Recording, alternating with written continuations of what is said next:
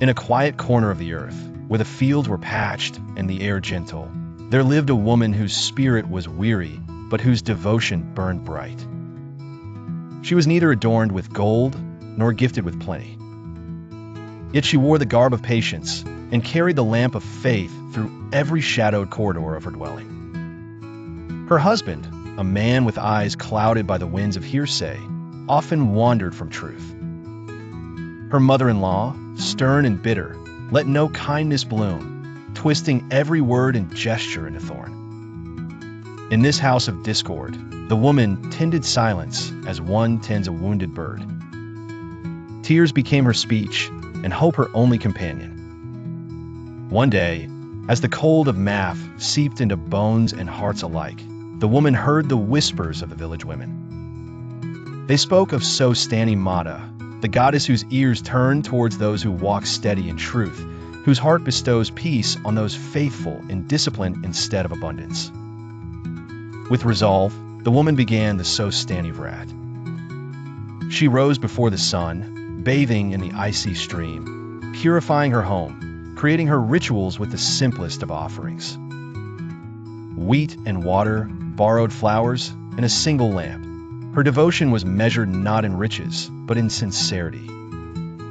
Each day, she recited the Katha of Sostani, listening and understanding a little more, bringing restraint to her words, gentleness to her actions.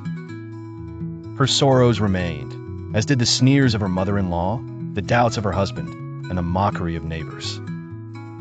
Yet, like a river that wears down stone, she continued, silent and steadfast. Weeks passed.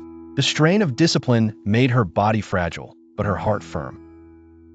She whispered to the goddess that if truth is constant, it will one day shine. She prayed not for miracles, but for peace, peace that comes not with grand gestures, but with a softening of hearts and clarity of minds. It was in the middle of a dark night, as the wind sighed gently through the cracks of her home, that Sostani came to her in a dream. The goddess radiated calm and compassion, and her voice was the kind that stilled storms. "Your suffering has not escaped my gaze," she said. "Blessings take time to descend. Patience must ripen before the fruit can be picked." From that night forward, changes, small and subtle, arrived. A misunderstanding arose in the home, and her husband saw the truth, shattered the bonds of rumor, and stood by her. The cruel tales told by the mother-in-law unraveled, exposed in sunlight, and her heart trembled with regret. The woman, without anger, forgave and offered comfort.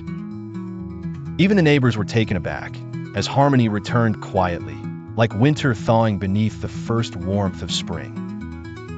She did not gather wealth. Her rooms were not filled with gold, but with respect.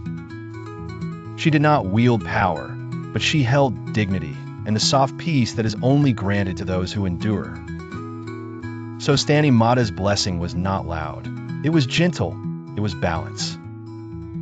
And through every season, the woman lived as she had prayed, honor in labor, faith in adversity, and restraint in plenty. Her village saw her transformation, and the story traveled further with each year, a tale sung and remembered, a katha for all who would listen. For Sostani does not reward those who rush, nor those who demand. She rewards quiet endurance, steady truth, and the discipline that shapes one's life like a potter shapes clay. Please subscribe, like, hit the bell icon, share with your friends, and leave a comment. Thank you. Hope you had a good time. See you in the next one.